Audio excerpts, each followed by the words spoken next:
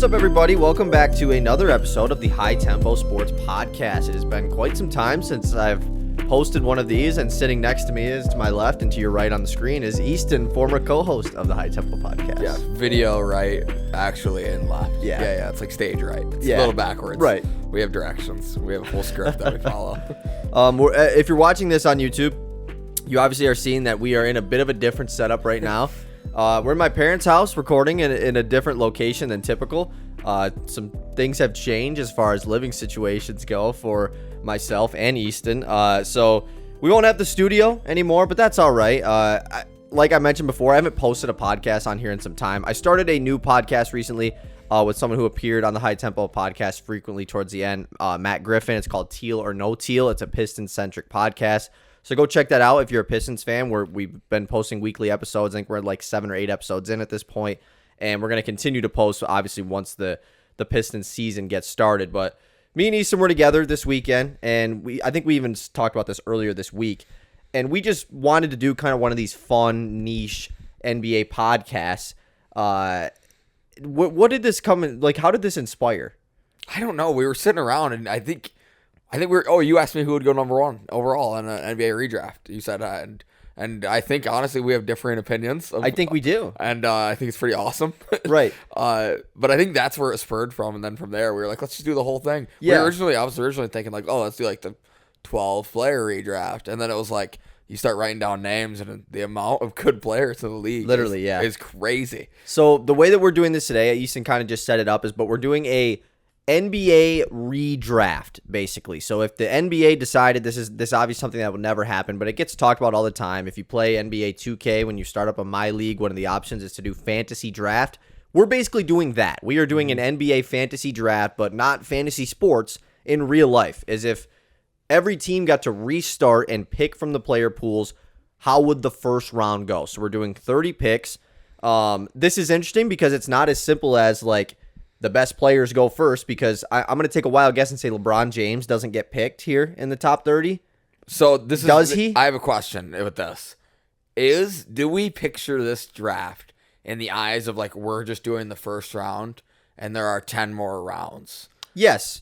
Is it a snake draft? It is a snake draft. Because I see no reason at that point that LeBron isn't like the 30th pick. Right. We're going to get the young guy with our next pick. Which is totally reasonable. Kind of thing. And that's where I thought, I think that's good to know and going I think into it. That's something we can talk through this as well, because me and Easton talked about this beforehand, but we're going to lay all the rules down. Not really rules, but just how we're doing this.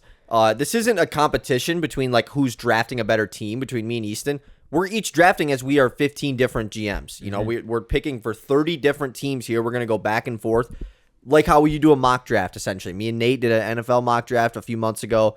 Definitely a few months ago now on here. It's similar format to that. So you might think that this GM is going to feel a different way, you know, and we're not going to do actual teams because who cares about the order? That doesn't matter. We're just thinking how the first round goes. But like Easton said, assume that there is 15 rounds following the first round in this fantasy draft to keep things going. But yeah, it's very simple because it's not just the best players in the NBA. You're essentially, who are you starting your franchise with? The young players are going to be prioritized higher in a draft like this. I don't know how high, as far as are they going to be prioritized into the first round. Not controversial, but I think the reason why we even wanted to do this is Victor Wembanyama. Most people would say he's not the best player in the NBA right now.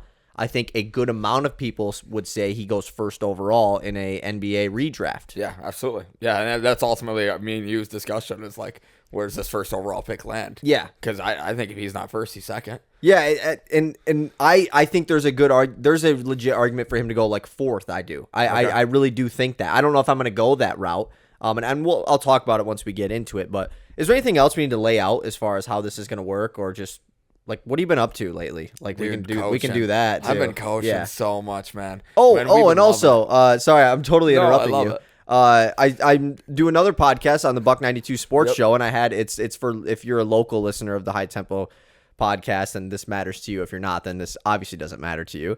But I did a interview with Easton talking about Beale City girls basketball, and Coach Smitty, his new JV coach, a couple weeks ago. Yeah. Maybe a month ago at this point. So if you're interested in hearing about that, Go listen to that. Yeah, pretty crazy because the High Tempo podcast was on the radio. Like we had a full radio segment basically. Yeah, we just weren't titled the High Tempo podcast. Yeah, it was just a different podcast, and we were talking about different things. But like same dudes, same dudes.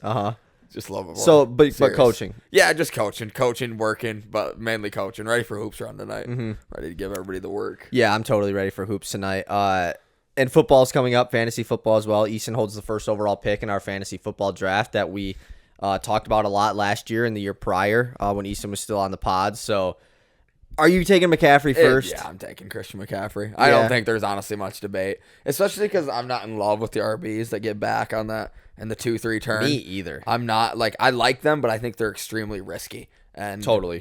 In past years, the big thing is like that. Those second and third, like your top running backs are injury prone.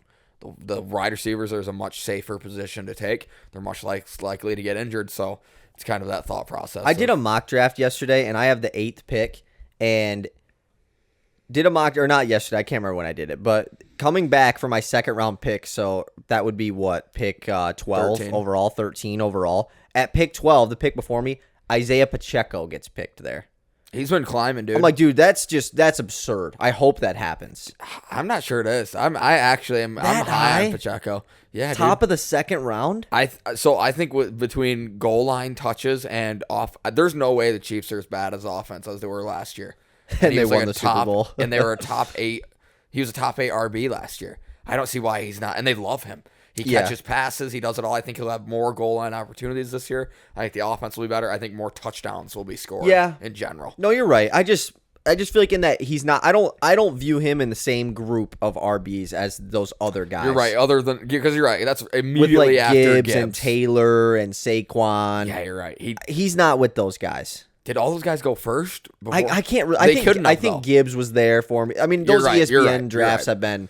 Pacheco should be 17, 18, 19. Like, he should be potentially there for you coming back. Yes. And I would expect him to be there. Like, I guess that's where you're right. Yeah. 12 is ridiculous. And I also think he's also one of those guys that people are just a little always hesitant on coming into the draft. Like, no matter where his ADP is, once you get into an actual fantasy draft with real fantasy football players that are drafting off of, like, what they know. Yep. A guy like that's not going to get picked at his true ADP. Yeah, especially when you have to actually make the commitment. Like, because it's different when you're doing a mock draft. Everybody can sit here. I can mock draft Devon Achane in the second round, every pick, and not feel any different about it. But when it comes draft night and Devon Achane's sitting there, all I can think about is injuries and how his body. But yeah, it looks awesome in my mock drafts when I do it. It's Pacheco's kind of that same way, where it's so easy to do in a mock draft, so much harder to do in the real draft. Yeah, exactly. To send it. And I'll give you a little thing here. It doesn't really matter because we are not near each other pick wise. I have the 8th pick, but you know who I'm kind of down on that everybody seems to be like high on this year in that early second round mixed, that I'm just like, no thank you, dude. It's Derrick Henry. I'm like a major pass on Derrick Henry with the Ravens. Yeah, if he was there at my turn, the 2-3 turn, I'd be good. I still wouldn't take him though. I don't think I would, man. No, he's so touchdown dependent. Granted, the Baltimore Ravens offense is incredible, and Gus Edwards developed he was a big time touchdown guy last year. And that's the logic, right? Is ultimately like Derrick Henry's a massive upgrade, no question about it. Leader in yards after contact for like 4 straight years. So why wouldn't he be better? Right, which makes sense. But I just don't like it because that Ravens team, and maybe it'll be different because they just haven't had like a stud RB in Lamar Jackson era, basically. But they've always been like a committee type of team. You know, like Justice Hill's going to get his carries. When they had Gus Edwards, he obviously gets his. Keaton Mitchell's coming off of somewhat of a breakout rookie year. And then I think he tore his ACL at the end of the season, which is very unfortunate. But like, I assume that's a guy that they want to continue to use more. So I just don't think Derrick Henry, once again, I don't put him in that group with Saquon and Jonathan Taylor and Gibbs, guys that I know are going to be, well, I guess Saquon changed teams. And that's part of it, too, with Derrick Henry. Like, how often do we see RBs switch teams and they're still good? Yep. The only guy that I'm comfortable with this year is Saquon. And even then, it's like, I can't guarantee that Saquon's going to be crazy good. I think you can guarantee I think I can, too. You're high on him, right? You're pretty high. I'm very high on him. Yeah, I think I am, too. But I'll never get him. Because he was just a stud in that terrible Giants offense last year when he was actually healthy. Now to guarantee he's going to stay healthy again is a different question, but look at a guy like David Montgomery.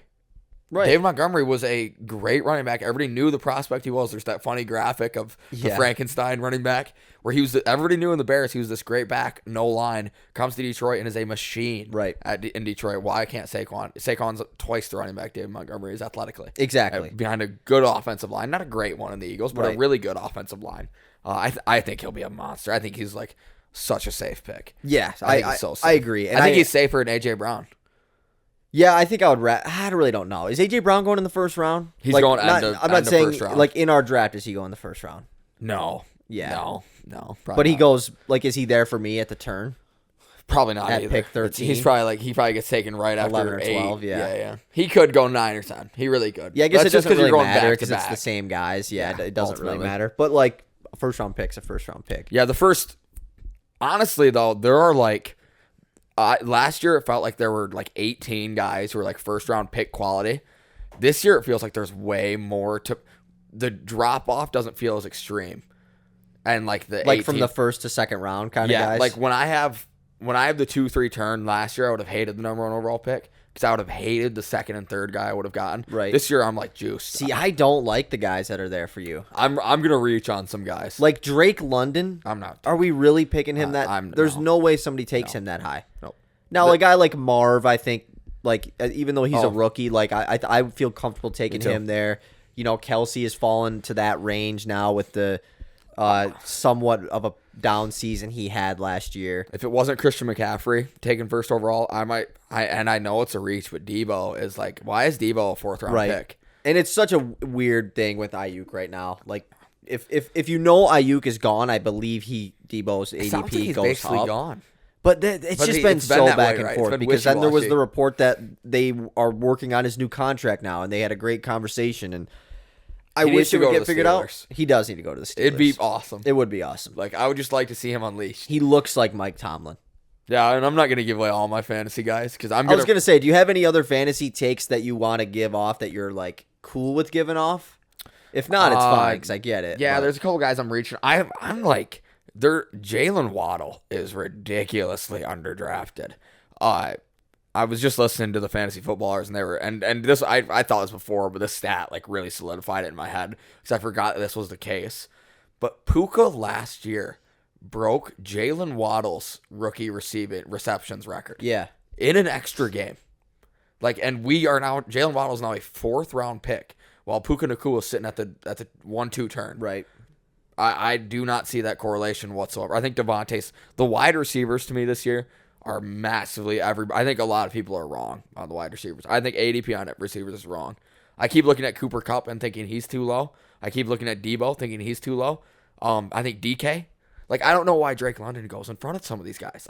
And Drake London and Chris Olave are the two guys that I'm like, why are they going in front of all these big names, like who have really proven themselves and might have just had Devontae Smith. Devontae Smith was drafted too high. Him and T. Higgins both last year drafted way too high. But now they've gone too far the other way. I think that's probably like what goes into it, right? Yeah. They get drafted high and then they don't live up to that expectation. Or maybe it's not even that. Maybe just guys that were drafted lower have better years. So then now they have to completely flop. And I do agree that it's easy to go off of ADP when you're drafting if you just aren't that informed about like what to do. Like it's nice. I kind of wish it didn't exist. I kind of wish that there was no no big board or whatever. There's no like what consensus of what the world's doing. Yes, I wish you could kind of do it on your own. I assume there's a way to just build your own big board. I mean, I guess just adding guys to your queue, I guess you can do that. But it's frustrating. It makes things. Like you said, Cooper Kupp. I don't get why Cooper Kupp is like him and Puka Nacua should be drafted back to back. That's how I feel. Me too. I get Tyreek and Waddle, obviously. Like Tyreek's on a different level, but still, like I wish that ADP didn't exist. That's kind of where I'm at with that whole situation. Lucky for me, I don't have to play the ADP game. Like I will never draft a guy thinking, man, I hope this guy gets back to me because obviously I have back-to-back picks the entire draft. So like it's really nice. In our draft, I have yet to have a pick inside of 3 and below 7. Like I haven't had a pick from 3 to 7. So like I've been drafting on the end, which is so much nicer. Yeah. I hate drafting at the 5 where it's like, what guy is gonna come back to me? I absolutely hate it. It is terrible. It's the I do worst. like having close picks. It definitely makes things a lot easier. Okay, speaking of first round picks, I think it's time to hop into our draft. I agree. We'll re-go over what we're doing just in case you forgot, because we went on a little tangent there, fantasy football. But we are doing an NBA fantasy redraft, as if every team decided, you know what, or Adam Silver decided, you know what, let's switch things up. There's too many powerhouses in the NBA, which totally isn't the case anyways.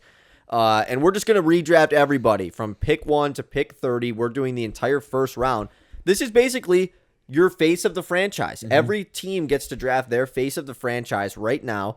Now, what direction do they want to go with that? Do they want to go win now? Do they want to go build for the future? That's up to all 30 of the teams, and that's up to me and Easton right now. So yep. I'll give you the first pick because I think this is very interesting where you could go with this.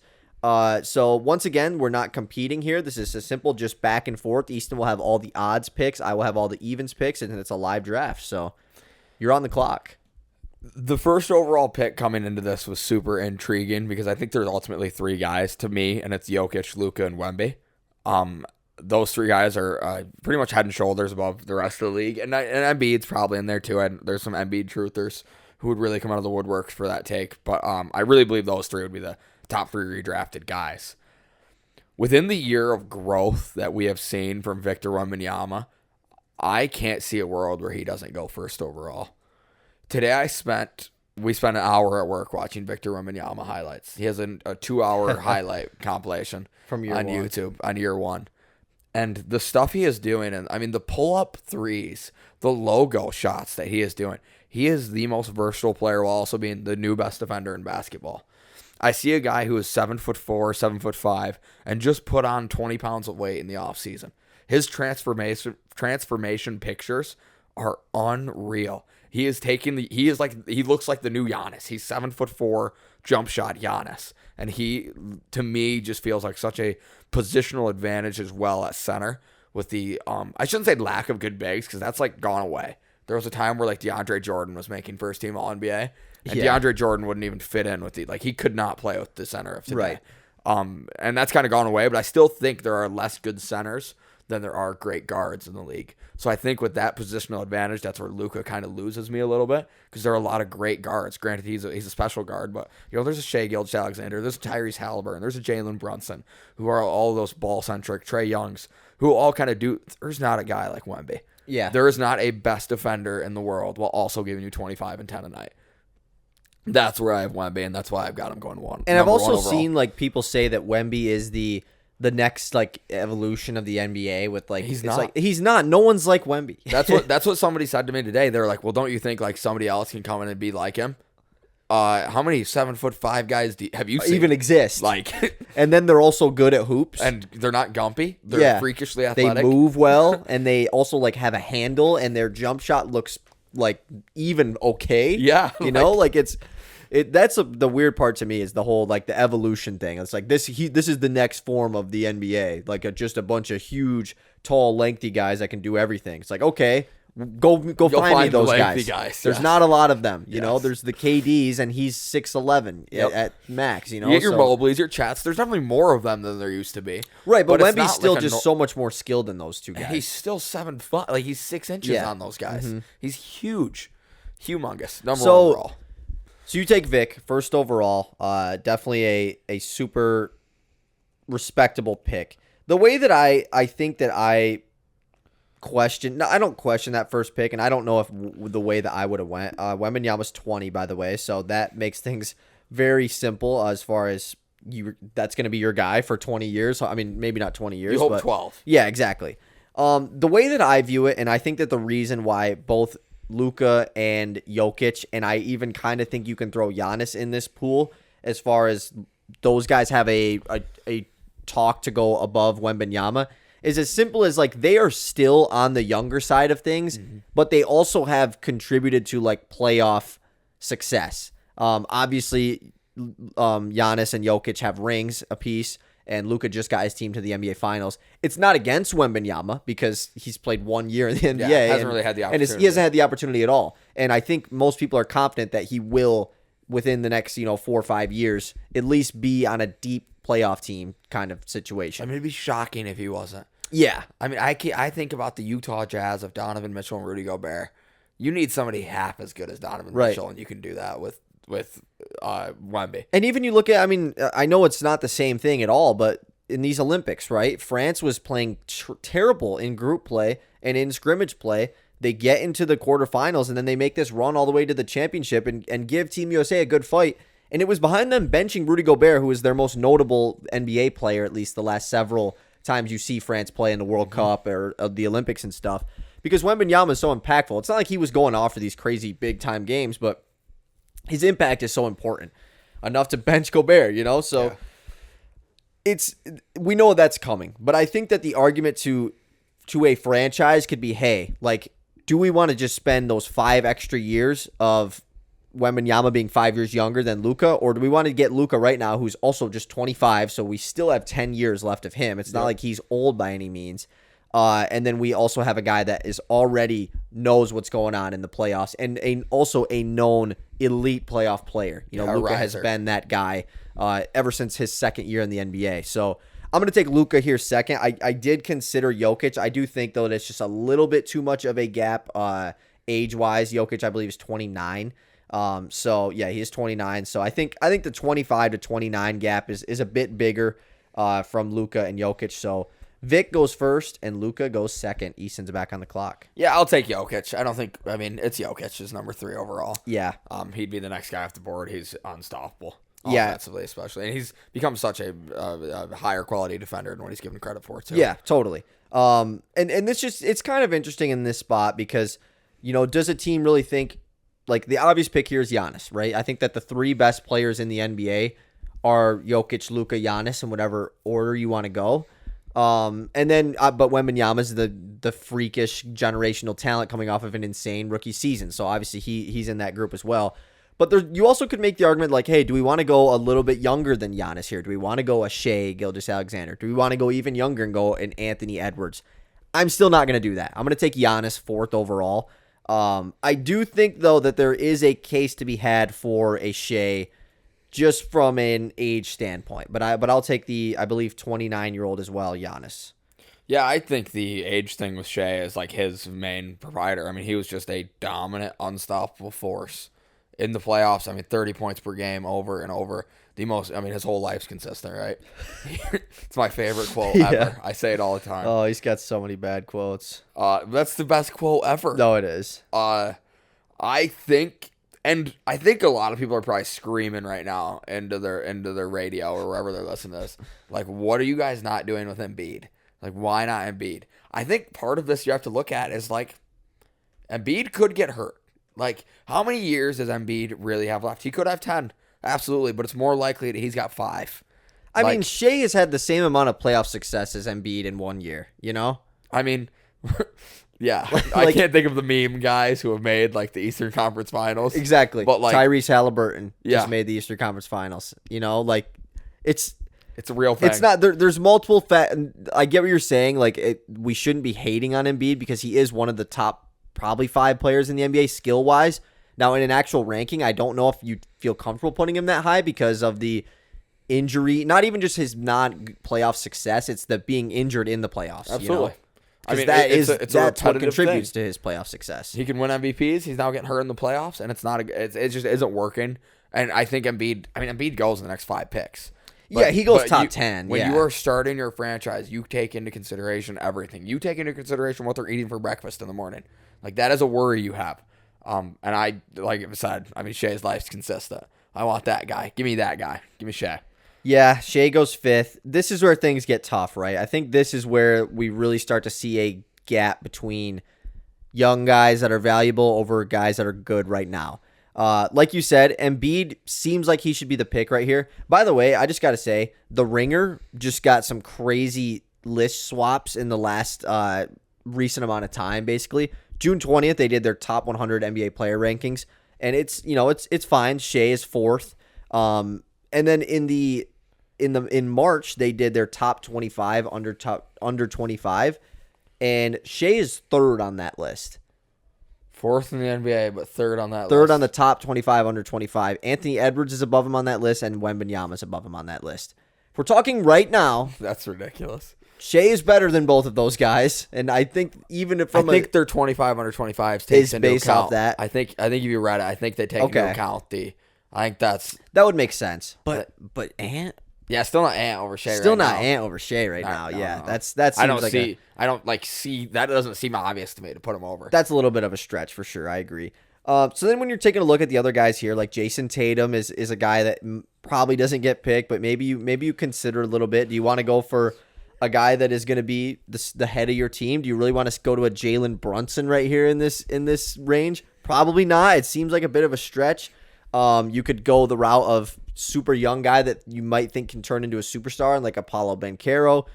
That's probably also a bit high for him here. I think it really does come down to this pick is Anthony Edwards or Joel Embiid. Yep. It's tough, right? Because Joel Embiid would be the oldest guy drafted so far at age 30. Everyone else has been under the age of 30. Anthony Edwards is...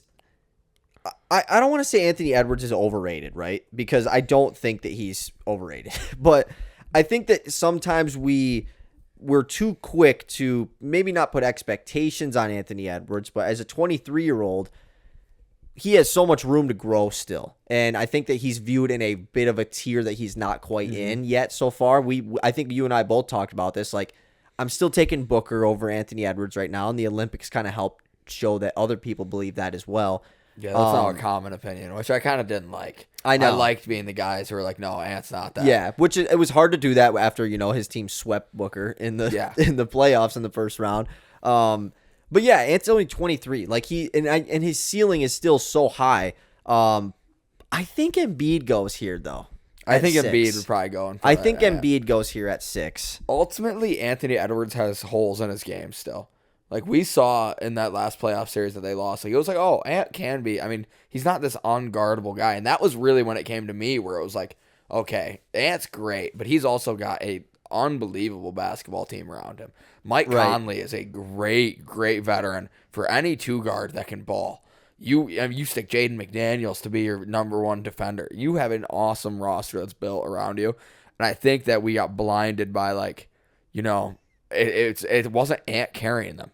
Rudy Gobert has made conference finals before. Karl-Anthony Towns has never done anything, but this was a great year for Cat. I think Ant is just not in that tier yet. I think you're right. People anoint him and put him in that tier, and he's just not. And it's not yet. any of his own doing. It's nothing against him. I just think that some of his.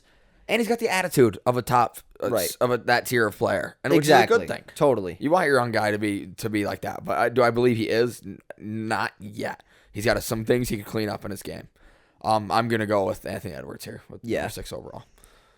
So the top picks so far, in case you were just joining, Victor Wembanyama went first, Luka second, Jokic third, Giannis goes fourth, Shea goes fifth, Embiid goes sixth, and Anthony Edwards was just selected 7th by Easton. So I'm on the clock here with the 8th pick, right? This is a hard one, man. I think that we're officially in the next tier of players, right? Do you think so? Or was Ant in this next tier of players as well? No, this is I don't know. I struggle to separate Ant and Tatum. I know. I honestly think Tatum's like the clear next pick right Probably, but is he though? I mean, he's made more twice. He's made 7 times as many conference finals as Embiid. Yeah, but and he's younger. Right? Yeah, but is that... Are you not an Embiid or Tatum lover? I mean, I'm not a Tatum lover, but I don't think that's... I think that's kind of obvious, right? Not a lot of people are Tatum lovers. To me, it's hard with Tatum. Do you think his team is too good that it hurts him? Yeah, I do. Yeah, and I just think that maybe you don't want... I think there's other guys maybe you'd want to be your face of the franchise over him at this... Maybe not at this spot, though. He is so, 2014 Paul George. Yeah, Tatum is so that. Okay, but I'll be serious here though. Okay. There's a world where a team's like, give me Steph here. Oh, absolutely. Yeah. Steph is what, 36? Yeah. 35? But there's a world where a team's like, okay, give me Steph and we'll use him until we can. He's still in great shape. You're still in a team to build around Steph Curry. I get it's a redraft and him going in the top 10 just seems irrational. It seems irresponsible, I guess, as a GM. You're not going to get that much time out of this guy. Yeah, it just seems like a stretch at this point in the draft, considering it's a snake. That's what I think you can. I think you go younger here because if you won't get a young guy in round 2, you're gonna have right now you have the 50th overall pick, and that's your next pick. you are not getting a top young guy. You get Desmond You Bain have the if you're 50th lucky. overall pick. Wow, that's pretty crazy. Like you have Desmond Bain Right. if you're lucky. Uh-huh. Are you happy with that being your young guy? You know, as much as I was just complaining about ADPs on fantasy football, I would love to just have the 2K pulled up right now, just showing me the players on the board. Like, just give me the overalls. But 2K and its updates. 2K is the worst. Oh, yeah, I know. Okay. I think Tatum probably is the pick here, but no, I don't think he is. Okay. Because how much is Jaylen Brown going to go in this first round? Yeah, absolutely. Yeah, I'd want Jaylen Brown to be the front pick. Okay, but he's not going anywhere near this range. He's going in the top 20. Okay, yeah, but this is the 8th pick. Yeah, he's not going right near here. But Jaylen Brown is I just feel like they should not be that separable. Yeah, and I'm not there yet with Jaylen Brown. I still don't believe that. I agree that there is some weaknesses to his game that are a bit more noticeable than Tatum's for sure. And he just had a really good playoff run. And ultimately, but I can see the art. I can see it because, like, ultimately, Jason Tatum's fourth quarter decision making is not good. Ultimately, when you watch Jason Tatum in the fourth quarter, you're like, what are we doing? His shot selection is poor. He makes a lot of bad decisions. And Jaylen Brown ultimately stepped up when the Celtics needed them this year. Needed him to. He stepped up more than Jason Tatum did. Yeah. And maybe you look into that as a face. Maybe you're right. Also, by the way, on this 25 and under list, by the way, this was when Luka was still 25. Well, he is 25 right now, but he's 4th on the list. That's a bad list. That's okay. That's a little bit. That's a little bad bit crazy. list. Why is he below Shea? You know who I'm thinking about taking here? Who? I'm thinking about taking Chet Holmgren here. Dude, I didn't say it because I thought it was I still think it's a little crazy. There's no way I'm taking Chet over Tatum. In a redraft? Not a chance in hell. Not a chance. I think there's a chance. Dude, there are so many other guys who are similar to Chet.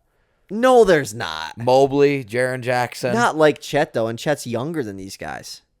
You don't think Jaren is pretty close to Chet? No, ceiling-wise, no. I love Jaren. I agree. You know, that's what you're building off of. This guy has played I know he's technically 2 years in the NBA, but has played 1 year in the NBA, and like the ceiling is. But not Paula. Paula's been I don't better think so. in his 2 years. I don't think so. I think Chet is the higher ceiling than Paolo. I disagree, but that's Okay, fun. okay. That's good. That's good. I think I'm going to take Chet. Okay. I think I'm going to take Chet here. Mix things up because if I'm a team here with this pick, do you really want to take Jason Tatum, who's 26, I believe? Not like that old, obviously, like still very young. But I wonder how different Jason Tatum led teams are in different contexts as far as like you're obviously not going to draft a team here that's as good as the Celtics. Yeah, you have to build that. You have to build that.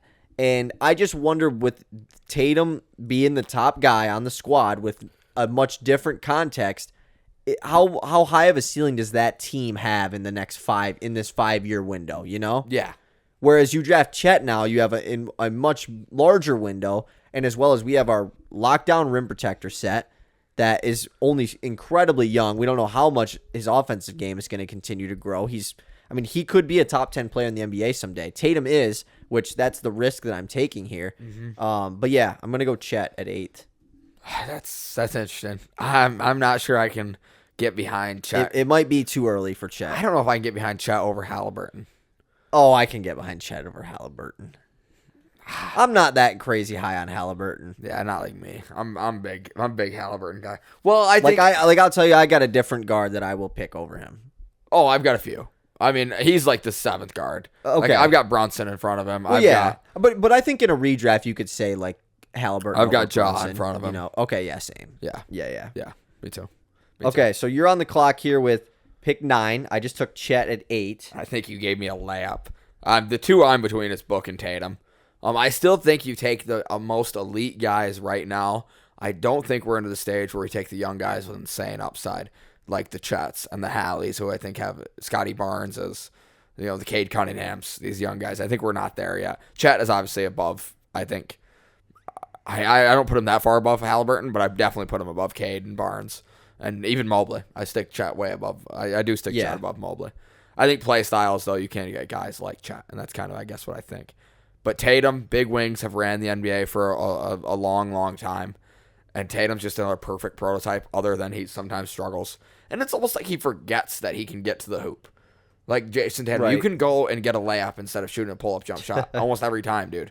And when he like goes into takeover mode and is getting to the cup, he's just such a better player. When he gets jump shot happy, it can be really frustrating to watch. For sure. Like extremely frustrating.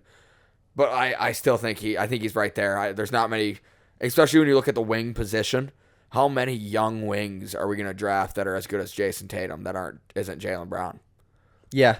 I mean, there aren't many at all. So I'm going to go Tatum. Totally valid. Yeah. And I probably should have went with Tatum over Chet, for being honest. But yeah, it's tough. It's a fun way to Tatum do it, still though. goes top 10 though, you know? Yep. So that's the end of the story, God, I guess. Celtics and Sixers fans gotta hate us right now, dude. I know we went Embiid low. I mean, Embiid still went 6, but like He's lower than Sixers fans would ever put him. Okay, number 10. Oh, this is so hard, dude. We are really at that point in the draft where it's like, if you're gonna take Booker, right? And I just talked about how high I am on Booker, obviously, so that's kind of funny. But like, if you're gonna take Booker, let's get a double check on Booker's age, because I think that he is like 26. I was gonna say 27, maybe. He's getting up there in age. I think I know where you're going. 27. If you're gonna take a 27-year-old Devin Booker, then why not just take a 36-year-old Steph Curry? Oh, you get an extra 6 years. I mean, you're getting an extra 6 years. But the gap in player, I think I think Steph is one of the old guys that you just take. You know? I think there's 3. When it comes down to but I don't think LeBron's one of them. I do. I think LeBron's a little too old, you know? Yeah. I think it's like, okay, we got 1 year of you, you know? That's that's a little bit of an ask. But you do get Bronny probably. Steph at 36 might be a little too old. I think Steph is one of those guys more than KD. I was thinking Steph, KD KD, Bron. Those 3 guys all would be. But I think Steph is at the top of that list, Yeah, as far as I would like agree. as the way these guys get Just 'cause drafted. of age, probably. But KD's younger than Steph. But I just think that there's less injury risk with injuries. Steph. He's also, I think, just a better player in the NBA at this point. And when it comes down to how old these guys are, that's probably the best thing to look at, as far as, because you're not building for the future by any means. I don't know if so you Steph think- goes quite here at 10, though. Just because it's fun, we haven't talked about this. Do you think LeBron is currently better than Steph? No. I think he is. And I think Steph's been better than LeBron for like the last couple of years. Like Yeah, like you're when they right. won the ring in 2022. Like, that was when I was like, okay, Steph is better than LeBron at this point. Like, because even when the Warriors were winning the rings, it was like, well, LeBron's still better than Steph. Yeah, you it was know? like probably 2019. Like, Steph just had this craziest But then, season like- of all time, but LeBron's still better. Yeah. Which maybe that should have been switched then. No, you're right. It was still Bron. But like, maybe the years that KD was on the Warriors, It was Bron. like, it was definitely Bron. Yeah. 2020 though, I mean, Lakers won the ring, so it'd have to be post that. Yeah. Like Steph. But I think when the Warriors won the other ring in 2022, it was like, okay, at this point, Steph's better than LeBron. And I think it's just kind of been that way. Maybe from the Olympics. No, I don't. I mean, the Olympics is just different. you can't. though. Yeah, they're playing together. They're Steph's buddy better. buddy. Steph's better. I still think Steph's maybe a top 5 guy in the NBA. I would agree, but I think Bron's knocking on the door. I'm taking Bron over Tatum. And Bron's tough, because like coming into last year, I was even on the board of like, I think I might put AD over LeBron coming into this year. I think I did. I think I had think you AD did, like 9 and Bron 10 or something like that. And AD just had another really good year, and I think you could still make that argument. I want to see where this ringer list has them now. LeBron is 12th on this list, and AD is 10th. And these are just best players in the league, by the way. This isn't anything like we're doing. Bron's 12. Yeah, but I don't really love Is this Donovan list. Mitchell above him? No. Okay, good. But like, Brunson is 11. I really don't understand why Brunson's not like 7th. I mean, I really just think Brunson is that Right there. elite. Okay, so here's a thought. You mentioned like that if you're gonna get Devin Booker to win now, blah blah blah. Why don't you just go and get Steph? Why don't you just go get a younger 2 guard like Tyrese Maxey?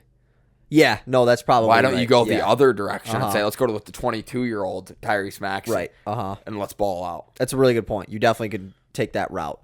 But I'm not doing either of those. Taking Book. No. Oh. And I think Booker is he's in the weird age spot. I think he's just a little bit too weird to go high, because he's not a super duper star, right? Mm-hmm.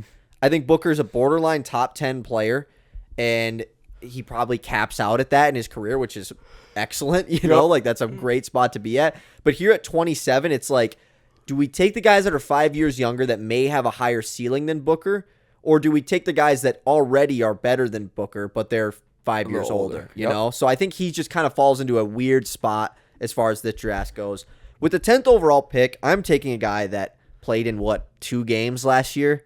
I'm taking Ja Morant, 10th overall. Oh, okay. I really so am a high on Ja. huge Ja guy. I just think that it gets so easily forgotten about how good Ja Morant is just because the Grizzlies were garbage last year, not really their own fault at all. Everybody got hurt last year. Their big three did. Steven Adams was out for the whole year. They had to trade him. Like, that team was a G League team last year, basically, for a lot of the year. And then Ja comes back in that very first game. Hits a buzzer-beating layup, crazy nice spin move lay on Trey Murphy and the Pelicans, and then gets hurt again and shut down for the year. Yep. Well, he was suspended to start the year and then got injured. But yeah, Ja at 25 years old has MVP upside. He's already put up some unreal numbers. He's been solid in the playoffs.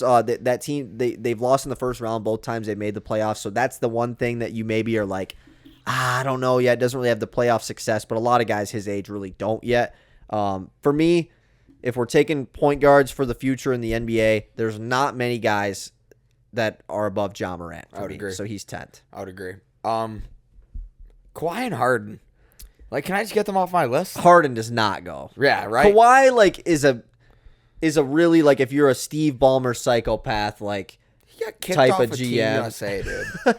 I don't want that guy. Did he get kicked off, or was he just like, nah, I just showed up for the... They ultimately said it was Team USA's decision. Like, he just came to the party for the photos? Yeah. He just wanted to be in the picture. Yeah.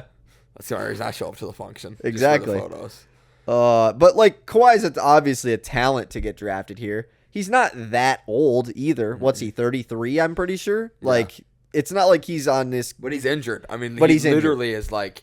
The poster boy. He is the injured guy. Yes. Yeah, like we're talking about all these. Zion. KD gets injured. Like, well, KD's healthy in the playoffs every year. He just gets hurt during the season. Yes. Yeah, he's definitely worse than Zion. But I think he still gets picked in the first round. Dude, you know who else? Like, LaMelo Ball is knocking on the door here. He is, but like, I'm not taking over Hallie or We can Brunson. keep talking injuries because LaMelo Ball has yet to play above like 55 games in his NBA career so far, other than his rookie season, I guess. It's facts. Which is an unfortunate one, though, because I love LaMelo. I think you're right. I have come to a conclusion. I'm taking a wing here, and I'm taking Jaylen Brown. Okay. I keep looking at the list, and Jaylen Brown is a unique guy on this list with combination of age. And again, the other wings I have on this list are old. It is Jimmy Butler. We are looking at Kawhi Leonard. Like, these guys are not young enough to get drafted. Brandon Ingram. Like, Jaylen Brown is way better than him. This is, Jaylen Brown. I'm really happy with that pick. Really happy. Is Jimmy Butler getting drafted? No. I've decided. He doesn't try in the regular season. I think he gets drafted. Because how many guys on this list right now, just right now, even this top 11, are a 1A on a NBA Finals team? I mean, he's done it twice. You're right. And he has. He's old, but he's not old, right? Is he he's like 34. I mean, he's old, dude, that's but like too old. I think he hasn't been that guy in 2 years. In 2 years, I mean that's a long like time when you're 34. Okay, but like, how long is Giannis ain't been that guy in 2 years? Yeah, he has. He's still been Giannis. Jimmy Butler ain't been like the Jimmy we know. No, I get what you're saying. Like Carmelo Anthony, we could have said that. Like at the last he's years 34, of his career. Yeah. So we could have said, well, Carmelo's got, it was 2 years ago. He was great, right? But like, I guess just just get back. take me down this. Like once we get later, I'm not saying he goes right now. I definitely don't say he is, but like when we get to like pick 25, and you're like Lowry Markkanen or Jimmy Butler, Yeah, I'm going Lowry. Really? Yeah. Oh, yeah. Really? I think the fact that he's 7 foot helps. Yeah, I guess so. I also don't know if Lowry Markkanen gets J-Dub that or was just Jimmy Butler. J-Dub. That's a little different. Like, just he's so young. You know know my favorite name. Like Lowry is like 27. Who? Julius Randle. He's on your big board. Like you'd probably get big taking him off. That's my thing. I didn't make a big board, and I kind of wish I would have. I really thought I could just kind of like wing it. It's not that looking easy. Off players. Well, also I also just thought I was gonna have 2K. Yeah, so I was just kind of ready to look off of that, which we don't. Okay, so the last few picks, Easton took Tatum at 9. I took Ja at 10. He just took Jaylen Brown at 11. So a couple of Celtics, they're the first teammates taken here. Or wait, no. Shea and Chet were the first teammates taken in the top 8. Youngest playoff team ever, I guess. I mean, I guess the youngest one seed ever. Yeah. Why wouldn't they be? So pick 12. I think this is the spot where you're just like, F it, give me Steph. Okay. You know, because I was going to take Brunson, and then it's just like, dude, if I'm going to take a 28-year-old Jalen Brunson, why am I not just taking Steph? Absolutely. Those two, absolutely. And I get Steph is incredibly old. He's 36. You probably have 3 years of elite Steph ball, maybe 2 years of elite Steph ball, and that third year is like I really hope we have another star at this point. Yeah. But I think in that second round, you could just try to, like, you want to obviously try and win, so you don't want to take young guys, but you still want to have that next guy in line to take the reins over from Steph once he's gone. But even though it's high as the 12th overall pick, I just think a GM sees him here on the board and they're like, this is a top 5 player in the NBA, and we have this and the 12th pick. Like, how do you not take him? Yep. So Steph is 12th. I'm taking Booker, number 13. I've got a big board, so I'm really getting my picks ready. Booker just totally fits the modern NBA, and like we see that when you put him in a normal basketball system, not this weird 3-ball dominant non-playmakers who are trying to act and perform as playmakers, but they're just not. When you put him in a normal situation where there's a real dominant playmaker, he gets to play the 2 and play out of catches and actually get to focus on his defense because he's not handling the ball every single time.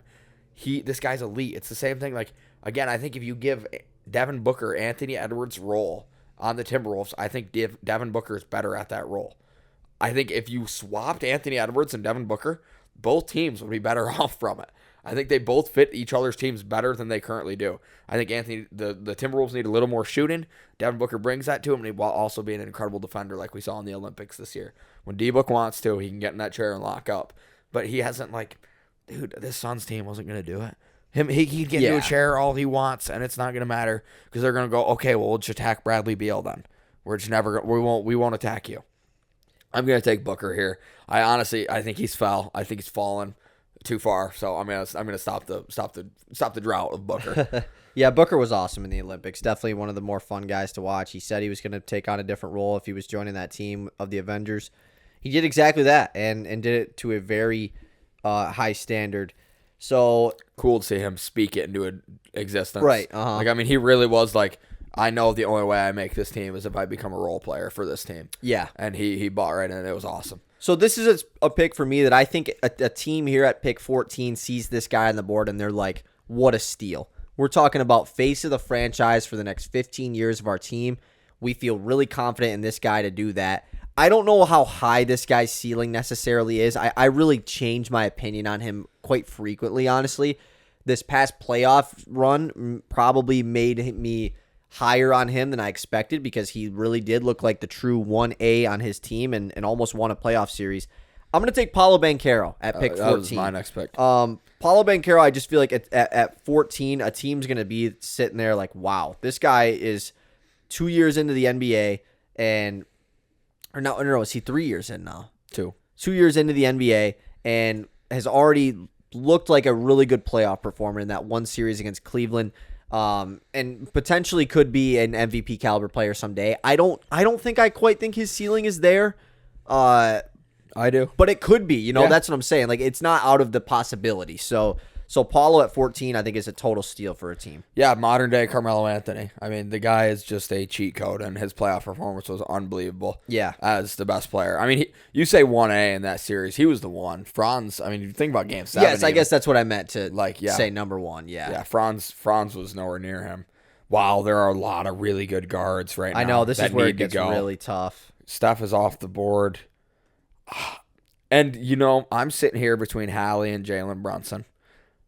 That's ultimately where I'm at. Jalen Brunson is by far the better player right now, but there is a massive age gap there. And Tyrese Halliburton still can be the engineer offense. He's a walking top 5 offense.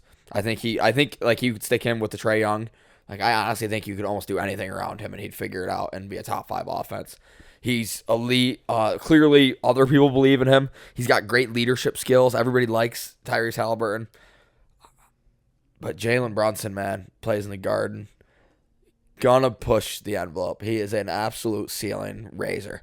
He instantly in a floor raiser. I should say a floor raiser. Yeah. You are going to be good with Jalen Brunson leading the charge. I'm gonna go Jalen Brunson. I'm gonna go Jalen Brunson here. Yeah, I think it was time. I probably would have taken him at this next pick if you didn't. Brunson at 27 is not like he seems like he's younger just because he hasn't been in the NBA that long. But still, 27 is not old at all. You know, like this guy's got a minimum of 5-6 years left of this prime, and the leap that we saw from him from year 1 in New York to year 2 in New York makes you think like how much higher can this guy get? Like Jalen Brunson, like could he legitimately be a first team All NBA guard? He almost was first team All NBA this past season. You know, I would say he was the first guy left off that list. Some people said that he should have been on it over Tatum. So yeah, Brunson is, and he's also just a do it all guy. Yep. He's I think that's what separates him from like who's better. Like a lot of people just say that Anthony Edwards is better than Brunson right now, and I just can't do that. No. Oh, no. I love Ant, and obviously you take him higher on this list, but as far as who's better in the NBA right now, Brunson does everything. Everything. He's a great on-ball defender. Granted, he can't guard the big guys like Ant could. Right. Yeah, but obviously you take Ant defensively, but offensively, he's way better. He's everything. I mean, I've never seen a guy his size able to be so, without any like true athletic gifts, I guess, and also isn't Steph Curry. Like, I mean, Steph Curry's an athletic gift just by the way he runs around. Like, Brunson is one of the most crafty scorers I think I've ever seen, and he doesn't do it in a flashy, crafty way. You know, he does it by footwork and fundamentals, and it's so fun to watch because it's just from a small guard standpoint. Like, I love those kind of guys. So for me at pick 16, I'm going to take a different guard that I think I was struggling to see if Brunson or him were going to go. When I first thought about this list, I was like, who gets picked first between these two guys? It was just something that popped into my head. Are they around the same age? Kind of, yeah, around the same age. So I think it's fair for these guys to go back-to-back here. Donovan Mitchell for me at pick 16. Another guy that just has been like an elite playoff performer his entire career. And I just think that, how old is Donovan Mitchell? Probably 26 if I had to do a quick Google search. He is 27, so him and Brunson are the same age. Yeah, I think that's perfect, and maybe future teammates. Who knows? Obviously, maybe that talk's over now that he signed his extension. But yeah, Donovan Mitchell at 16, I think is a good spot. This is awesome. You know, if we did this 3 years ago, do you know how high Trae Young would have went? Does Trae Young get picked? Yeah. He's a top 5 offense. Yeah, but then but I think he's another one of those guys. You get to that point, it's like, do I take a 25-year-old Trae Young, or do I take a 21-year-old Cade Cunningham, or do I take a 21-year-old I think Cade also goes. Tyrese Maxey? I think they all go right around. Yeah. I think Maxey, Hallie are coming off sooner than. Yeah. I think they're coming off way soon. We have what pick are we at? We are at pick 17, so we're just over halfway done. I don't have 13 guys that I'd want over. Yeah, Trae probably Young. not. It's really tough between these two guys, between Halliburton and Maxey, but I'm gonna go with Halliburton. I think Halliburton's my personal favorite of the two, and not that I dislike Maxey, because I actually really do like Maxey, but the fact that Hallie isn't doing it with somebody. You know, ultimately Maxey, we've seen him be successful. We've seen him be successful in an awesome offense next to one of the best offensive players we've ever seen in Joel Embiid. Working out dribble handoffs and out of a great system with Nick Nurse. As much as Tyrese Maxey is incredible, I don't know if he's like, and this is no fault of his own, I don't know if he can do it alone the same way Tyrese Halliburton is able to. And that I know Tyrese Halliburton is able to. Yeah, it's a really go good Hallie. And I think this was kind of just like year one of Maxey breakout, which this was his real opportunity to break out as well. But, okay. Pick 18. I'm really struggling here because I do think this could be, here's the noise. Here's the ringer. Hopefully, I wonder if you guys are hearing, this is my grandma and grandpa's old little mini grandfather clock, I guess you could say it kind of is. Do you know what tune this is? I don't really know. Do you know what tune it is? I thought you said it as if you knew it. No. Maybe it might just be some basic thing. Well, it's probably like Starry Nights or something like that. Yeah, like probably. one of the basic old songs. Yeah, I'm just happy. My other grandma used to have one that did something similar to that, but then it would ding for every hour of the day that it is. So like at 10 o'clock at night, it goes ding, ding, and 10 of them. Yeah, And it's almost 11 by the time yeah, it's you're over. like, shut up. Yeah, And then exactly. 11 o'clock is 5 minutes later. Yeah, yeah, literally. So I'm really happy that one doesn't do that. Okay, where was that? Pick 18. So I have a really tough decision here because at pick 18, you're like, man, LeBron and KD are just like chilling. I think it's too early for both. And I really do think, like, as much as I love LeBron, there's just no way you can justify picking him until the very end of this first round. Like, you are legit getting a year, maybe. Like, I still think there's a world where it's like, why am I even taking LeBron? You know? And I still think there's a world he plays in the next Olympics. Even in our even in our fantasy draft our original NBA fantasy like third round. Our dynasty draft, excuse me. He went, I think, early third round or maybe late second, and I took him. And it was just like, he's been a top 6 guy in our league ever since that day, you know? Mm-hmm. And that hasn't changed. But it's like, he still fell that far just because there's, 4 years left of LeBron? We all thought. This is like 1 year or 2 years left of LeBron, you know? So, but maybe you're right. We maybe we were just wrong overthinking again. Yeah. Like, maybe, what if he just plays in the next Olympics? A guy that I struggled also to think about, does Zion Williamson get picked? You would assume he does, but with the injury risk... There's only 13 more picks. You're right, exactly. I don't know Sengun or Zion. That's a hard one. That's a hard one. And I'm not gonna make my decision on that yet. I'm not considering either of them here. Those are kind of just guys that are in my head right now. I don't know if I'm really as high on the Maxey stuff as everyone else. I think I kind of want to continue to see it. I think a lot of people just think he really is going to be like a super duper star, which he totally could. And maybe it's because like I'm a biased Cade fan, and I'm just like, Maxey's getting all this love. What about Cade? You know, like that definitely could be the case. This is really tough right now, dude. Because I think there's a couple other bigs that maybe you could consider here. Like a guy like Bam Adebayo. Like I don't think he's going to be a superstar of your franchise, but like he's going to be your really good defensive center for a long time. I just got sad looking up Anthony Davis's age. 30? 31. Yeah. Not that old. Not that old. No, that is old. Anthony Davis has been in the league for so long, though, dude. He's been around. That's one of the guys. Like when I was 2K14, he was like, what? That's his third year in the NBA. No, that's like 2012 was rookie year. Yeah, so like right there, that's like when I started. It's just crazy. It is like crazy. I've known him for 10. Same with Book, I guess. Why is AD still on the board? And AD should go. That's kind of why. I just looked at my list and it was like AD should go over Bam. AD should have gone sooner, probably. Yeah. But like AD's got the injury thing. I mean, you can still point to the injury AD's thing. got the injury thing, but Embiid went 6th. Yeah. And AD's a year older, and we separated them by 12 picks. You're right. Who looked better in the Olympics? I mean, Embiid played great in that semifinal game, but like I think every person watching was like, "Hey, AD probably like makes way more sense than Embiid. Embiid can't rebound." Poor Anthony Davis just gets overshadowed by our LeBron talk. And he does AD has been good the last 2 seasons, man. Good. And he was healthy as well, which is huge. And I hope that continues. Yeah, AD goes 18th, and he probably should have went way sooner. Agreed. Glad I brought him up. Yeah, good call on that. Man, I mean, I know, dude. We're just getting into tough territory here. I'm still like, at this point in the draft, Paul George does not get drafted. No, I think Jimmy Butler gets drafted over Paul George, right? I agree. Brandon Ingram? No, Ingram does not get drafted. I agree. I have Brandon Miller on here. I thought he was a fun consideration. For sure. No Portland Trailblazer is going to get drafted. Absolutely not. No Scoot love? Hell no. Yeah, not in the first round. No team would be like, we're sure about this guy. Right. When you could again take Trae Young. Like at the moment. With that being said, I am gonna go positional advantage. I'm gonna go Bam Adebayo here. Okay. I'm gonna go Bam AD back to back. I think because Bam is just AD a little bit worse, a lot of bit younger. Right.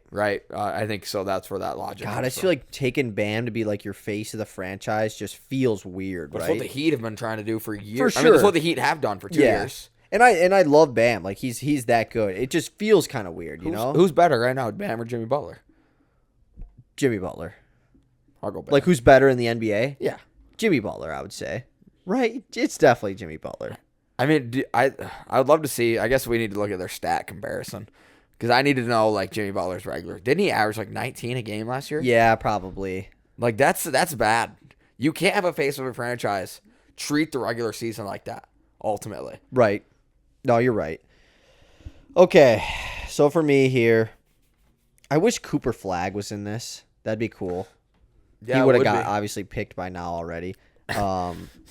But we're not going to include it because I just You see the report that there are like 4 other dudes that NBA GMs are just ecstatic about in this draft that aren't named Cooper Flagg. Yeah. Like This draft's going to be, they're just as high. and then the enough. next draft is also going to be. There's a couple of top studs in that draft as well. So we're getting back into great draft territory. When does that French guy come in? Well, there's another French guy in this year's draft. Is it like the 7-foot guy? Oh no, I think there's another big ass French dude coming out. they have a point guard in this upcoming draft. Yeah. Nolan They think Traore or something they like think that. he's supposed to be like the future French point guard. Yeah, basketball. Well, just because they haven't had really any point guards on like their FIBA and Olympic teams wise, at least. Until Tony Parker was the last one. Because I was looking at our top 28 and 2028 list that we did, and kind of just like sifting through that to see if there was anybody that was like kind of interesting. We not have still the really. entire 2020 draft class. 2021, the Cade like class. the Cade draft. Yeah, and this We is have not where picked one guy. but it's tough because Mobley, like I'm just that high on Cade, you know, like Mobley has proven more, you could say, and maybe you think it's easier to build around him based off of what we know, but like I'm taking Cade over Mobley to be my face of the franchise. Scotty Barnes. Are you considering Barnes? I'm taking Cade over Scotty Barnes, dude. Like, let's be real. I don't think that's as obvious as you think. No, it's not. It's not. And I don't know if I want to be the guy to do it. I also don't know if, you know who's another guy that's in that mix, and it's like, I'd feel really bad as a Pistons fan taking him over him. Like Jalen Williams. J-Dub? Oh, Yeah. absolutely. Like, does he go over Cade? Yeah. J-Dub's sadly better than Cade. No, he's not better than Cade right now. He's not better than Cade. He's like a year away. Cade was really good last year, dude. Yeah, you're right. I mean, a year away, but like, were you saying Cade's going to get worse? you're Cade's right, only you're going to right. get better. That doesn't make any sense. Oh, this is so hard, dude. I'm really, really struggling. Trey right Young now. is the next pick. No, dude. Yeah, he's 25. No team is taking Trey Young over Cade to be the face of the franchise. Trey Young is not, like, his value, dude. There's no way it's that high. There's just no way. You think I'm that? I think all those guys that we just listed go over Trey Young. All 4 of them go over Trey. Yeah. I guess you go. I mean, honestly, Barnes, Maxey, Cade. Yeah, they all go in front of him. Mobley, Barnes, yeah. Maxey, Cade, Mobley, J-Dub. all All go over him. It's the small guard. And that's and where I'm at right now is like I'm really considering taking Cade right here. But is it like is Cade over Maxey? Is that right? Cade is a hub, ultimately. For sure, yeah, definitely And is. that's a plus. I mean, that's a rarity in the NBA. There are only so many hubs. Cade isn't some hyper elite hub right this second, but like he also has been surrounded with the worst team building in NBA history, possibly. Yeah. Like actually one of the worst, I'm doing it. most poorly built rosters in the NBA. Give me ever. Cade. I'll be super biased here. I love Yeah, it. obviously Maxey is better. But Cade's about to show. Maxey isn't better. I think like based off of last season, Maxey's better than Cade. I mean, Maxey averaged like 27, like Yeah. all-star. Yeah. Probably not better. a hub though. Right, but Not also hub. plays with Embiid. I'll so, take like, Maxey. How much of a yeah. I think take that's fair Maxey. for those guys to go back to back. Okay, so I'll name off the last couple picks really quickly. Halliburton went 17th, AD went 18th, Bam 19, Cade 20, and Tyrese Maxey 21 or 22. No, 21. Maxey and Halliburton split that far apart just feels wrong to me. I don't know why. I feel like those guys should be right neck and neck with each other, you know? But Halliburton is like, when you talk about like offensive uniqueness, Right. Halliburton's on a different See, level. I just still really do feel that like I'm taking Cade Over Hallie? to start my franchise with. Over Hallie? Yeah, I really do. Oh man, that's Pistons bias. It probably is. It's It Pistons. I mean, probably is. Hallie just went to a conference finals. I know, but like, That team wasn't that good. but it wasn't like Halliburton. Halliburton wasn't doing some like carry job by any means. No. Like The team played Siakam was well. low key playing the best, like But best on the team. What do you think about Okay, but what do you think about the rest of those guys stepping up and being better because of Hallie? Which is totally fair. Like Aaron Nesmith, Yes, is he really good, or is he playing with Tyrese or Halliburton? or is Tyrese Halliburton just like a more flashy Andrew Nemhard? Because dude balled once Halliburton got hurt. Nemhard stuff. Does he get picked? No. I've been seeing so many people are like, he's the next Jalen Brunson, like, is going to go to another team because he hasn't played that much and he was a 4-year college player and it's just going to be and I just think that's we got to quit assuming that people are just going to do what other people did. Yes. Like, how many times in NBA history have we had a 4-year college player that was a second-round pick that was a role player his first several years in the NBA, all of a sudden go to a different team and becomes a super duper star? Like, never. Rare. So rare. Second round pick. And people just like, it's going to happen again this year. Nemhard, some team is going to pay that guy $60 million to be their face of the franchise. Exactly. Sure, Nemhard is great, but I think that's a little bit of a stretch. Me with the 22nd pick, it comes down to Scotty Barnes, Evan Mobley, or J-Dub. For me, I take J-Dub. I think J-Dub, I really do think, like, taking Pistons bias out of it, there's a really good argument for him to go over Cade. So I think I shouldn't disrespect him by taking him too shortly or he should go very shortly after Cade. So he's 22nd pick. 23rd, I'm going to toss a guy that we haven't said in a minute here. Toss him back out there. I was initially like Barnes. It's Sengun. Sengun's my next pick. Yep. Again, it's like the uniqueness of style. He's baby Jokic. And how rare is that? Yeah. How rare? How unique? So here's my question, right? Yep. You're sitting here at pick 24. You're the Charlotte Hornets. You're seeing all these other teams pick their guys. You're like, oh, okay, cool. You come up on the board and you're like, OMG, there are 2 top 10 players in the NBA here at pick 24. Do we want to take Scotty Barnes, who might be a top 10 player someday, but it's like, because that's my thing. It's just, I understand like the youth thing, but you really have to think, if this guy's your face of the franchise, how far do you think you can get as a team with this guy as your star of the team? Because think about how many teams are good enough to have a star to get them to that final top of the playoffs or whatever. Not a lot of guys in the NBA are capable of doing that, Mm-hmm. There's not 24 of them, that's for sure. So do you want to go get a guy that has the capability of doing that? I think you do. I don't think it's LeBron, though. I think KD goes here. I think KD at 24 is a fair spot. Obviously, he's old. He's 35, but still has probably at least 3 or so years left in the tank. Yeah, and I'm going Scotty Barnes here. Yeah, to face my franchise. I think he's next pick. Seems like you've taken all the old guys in this draft. I have, but I also like I said, I think I have that. Like I really wanted to hammer that viewpoint of just like somebody's. A lot of these guys that get picked higher do not have the ceiling of the guys that are currently on the board, like in their current state in the NBA. Yeah. Like Scotty Barnes could never reach what KD is. Yep. Right now. And so why not? Why are we taking that risk of can he not? Let's just get the guy who we know is, and then try to get those pieces around him. Because like you just said, at the end of the day, teams are still trying to win championships. Mm-hmm. You can build for the future as much as you want. Somebody's got to win the ring next year. Yeah, especially when you're looking at everybody else. Yeah, and that's the goal at the end of the day. So, all right. So you just took Scotty Barnes at 25. KD went 24th. Sengun went 23rd. So we're at pick 26. What's that look for?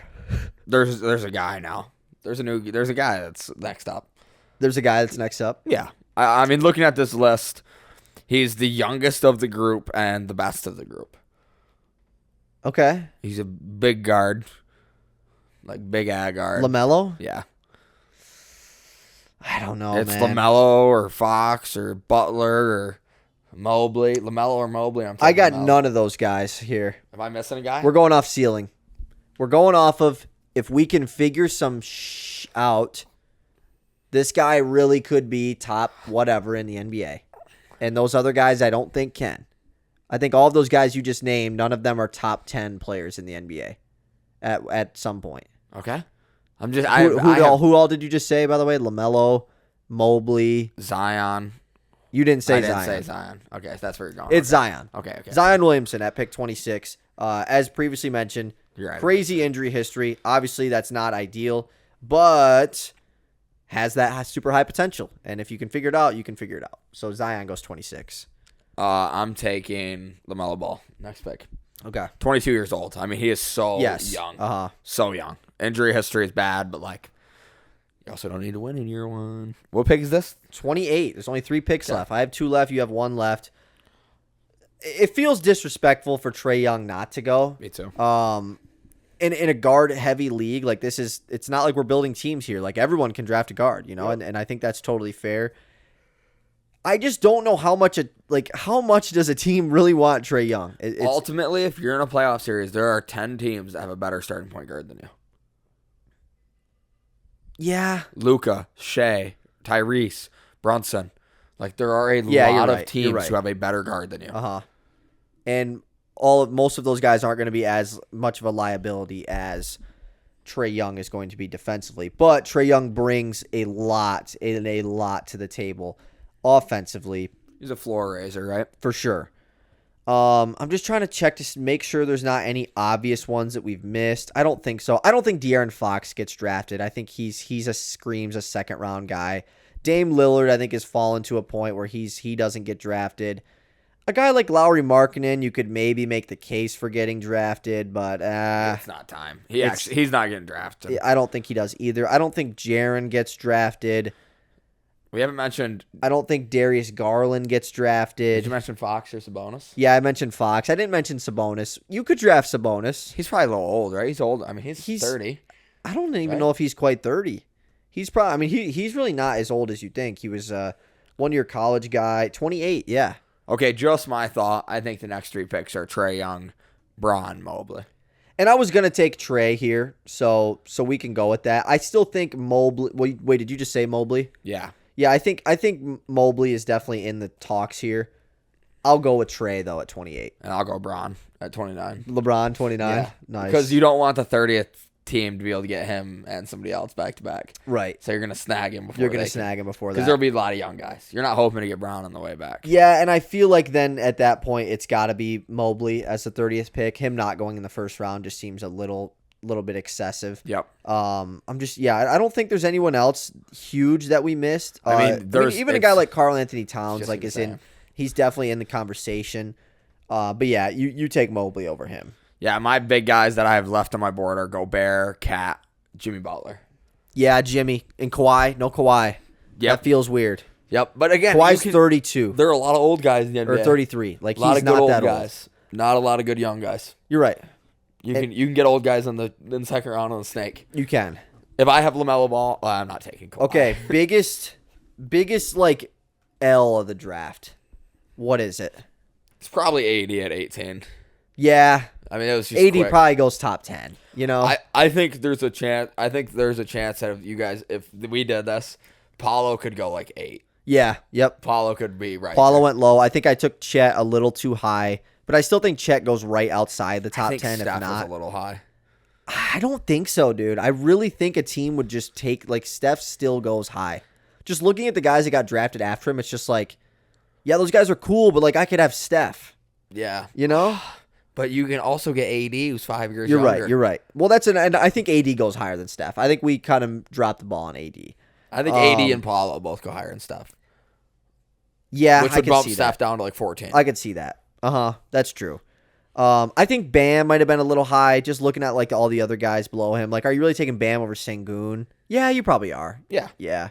I think that's fine. I think we actually did a good job. I think no Kawhi might be a little too much. Like, I think Kawhi is... You need to write an article about, like, and post this. This is a damn good article. I will, if you are listening to this on Spotify or whatever, Apple Podcasts, I'm going to have the draft up on our YouTube on the video version of this. So if you want to actually like see if you're just not tired of us updating you on the full list, you can go look at it there. I'll probably tweet it out too, like just what we ended up with. But yeah, that's it. I know you got basketball to get to, so time we to can wrap this up. Thank you guys for listening. Hopefully we'll have some more podcasts coming soon. Easton, thank you for coming on this week. And we're out. Peace.